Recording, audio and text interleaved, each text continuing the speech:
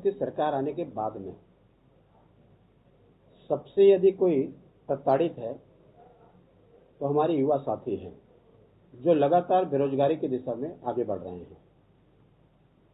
इस सरकार ने बड़े बड़े सपने तो दिखाए, लेकिन न उन्हें भत्ता मिल रहा है, न उनकी नौकरी मिल रही है, लगातार कटौती हो रही है और इससे काफी हमारे जो युवा साथी परेशान हैं। वास्तविक में उन्हें रोजगार की जरूरत है, उन्हें नौकरी की जरूरत है, जीविका की जरूरत है, तो न ये रोजगार दे पा रहे हैं, न उनके जीविका के साधन दे पा रहे हैं। और प्रदेश में सबसे ज्यादा बेरोजगारी यदि बढ़ी है तो प्रतिशत में भी जो वृद्धि हुई है तो कांग्रेस के भूपेश बघेल के सरकार के कार्यकाल में, और इसलिए लगभग युवा हताश और निराश है प्रदेश में।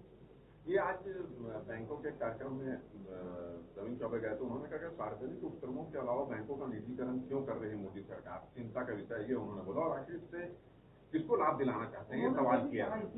जो काम इस देश में अंग्रेजों ने नहीं किया वो मोदी सरकार करेगी, इस तरह से बात। जो काम इस देश में अंग्रेजों ने नहीं किया वो मोदी सरकार कर रही है। वास्तविक में जो काम अंग्रेजों ने नहीं किया, जो काम कांग्रेसियों ने नहीं किया, लंबे समय के बाद में वो मोदी जी कर रहे हैं कि देश के आर्थिक संपन्नता की ओर ले जाने का काम मोदी जी का है। पूरे वैश्विक स्तर पर इस देश का सम्मान बढ़ाने का काम मोदी जी का है। कहीं भी विदेशों में कोई भी, चाहे जी सम्मेलन हो, चाहे पेरिस सम्मेलन हो, या अभी जो ग्लासगो का जो सम्मेलन हो, यदि प्रतिनिधित्व करने का अवसर मिलता है और उनकी बातों में कोई हाँ भी भरे तो निश्चित रूप से मोदी जी का काम है। और मुझे इस पर गर्व है कि मोदी जी ने जो बीड़ा उठाया है कि भारत की जो खोई हुई प्रतिष्ठा कि दुनिया में फिर विश्व गुरु का दर्जा प्राप्त हो, और उस दिशा में भारत आज अग्रसर है मोदी जी के नेतृत्व में। मैं इसके लिए फख्र महसूस करता हूँ। बैंकों के निजीकरण को लेकर के इसलिए समर्थन करते हैं कि आज कोऑपरेटिव बैंक की हालत आप छत्तीसगढ़ में देख रहे हो, डूबते जा रहे हैं लगातार। एक बैंक को संभालने की स्थिति में सरकार यहां पर नहीं है। कांग्रेस की सरकार उस समय रही, आपका सरगुजा आपके उदाहरण है, अनेक बैंक का मैं उदाहरण दे सकता हूं। डॉक्टर रमन सिंह आने के बाद में जो अनुदान दिए तो बैंक को चलाने की सुविधा मिली।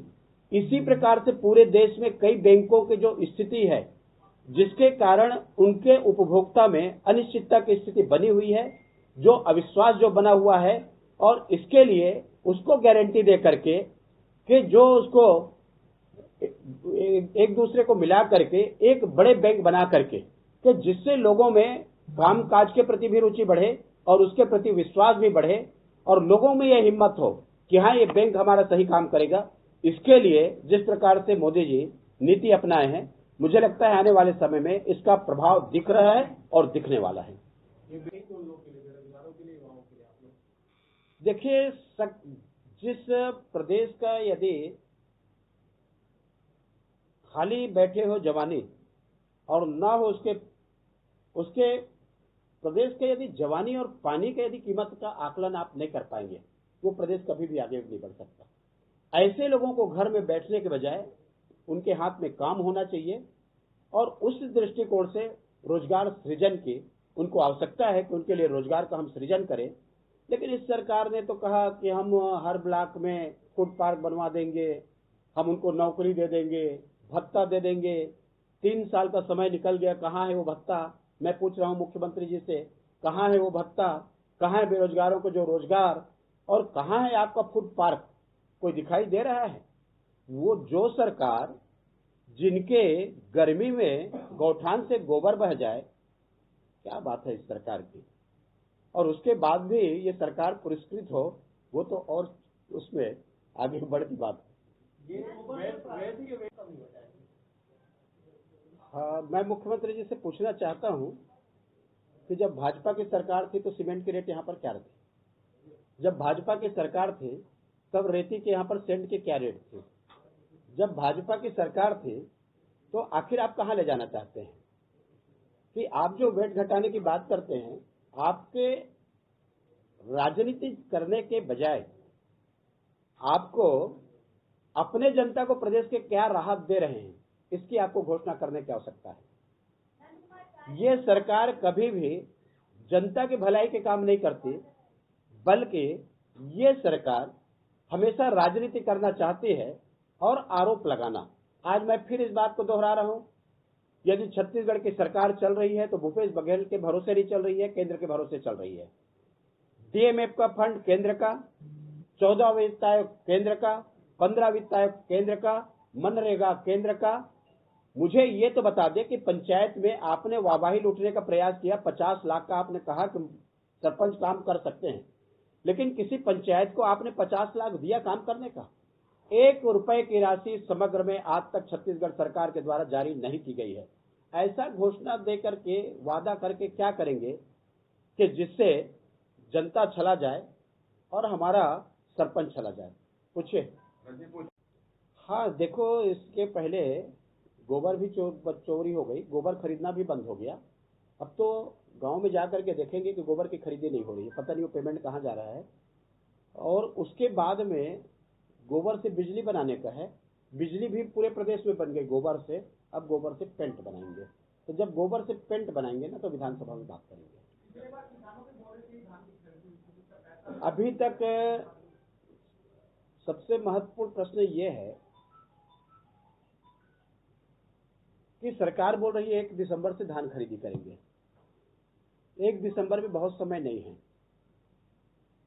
सरकार की तरफ से फरमान जारी हो रहा है कि किसान अपने बोरा लेकर के आएंगे तो उनकी धान की खरीदी करेंगे। ये सरासर सरकार की बेईमानी है किसानों के साथ में। भारतीय जनता पार्टी की 15 साल सरकार रही है। बोरे की व्यवस्था करना, किसान के धान की खरीदी की व्यवस्था सुनिश्चित करना, ये सरकार के काम है। और ये अपना जिस प्रकार से बहाने बयाजी में महज लगे रहते हैं, पिछले विधानसभा में इसका जवाब भी आया, मंत्री ने जवाब भी दिया।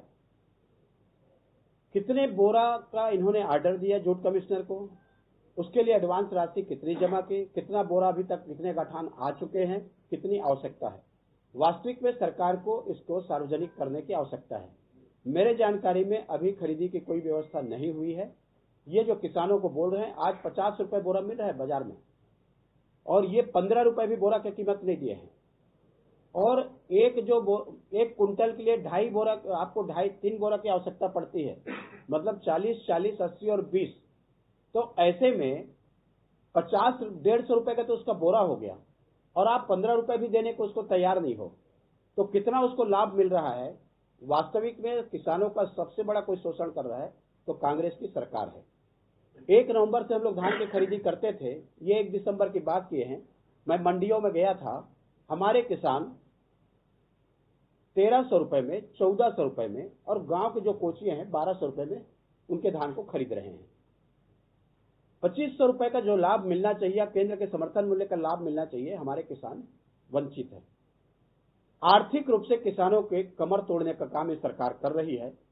और इसलिए जो किसान 1 नवंबर से 30 नवंबर के बीच में धान बेचे हैं, ऐसे किसानों को 2500 रुपए के समुचित भुगतान की व्यवस्था इस सरकार को करनी चाहिए, क्योंकि वो किसान 1 एकड़, 2 एकड़, 3 एकड़ वाले हैं, हमारे छोटे किसान हैं, और जिनका शोषण हो रहा है, शोषण से उस किसान को बचाना है। इसलिए सरकार की जवाबदारी है कि उनको 1 नवंबर से 30 नवंबर के बीच में जो भी किसान धान बेचे हैं, उनकी 2500 रुपये में भरपाई करें।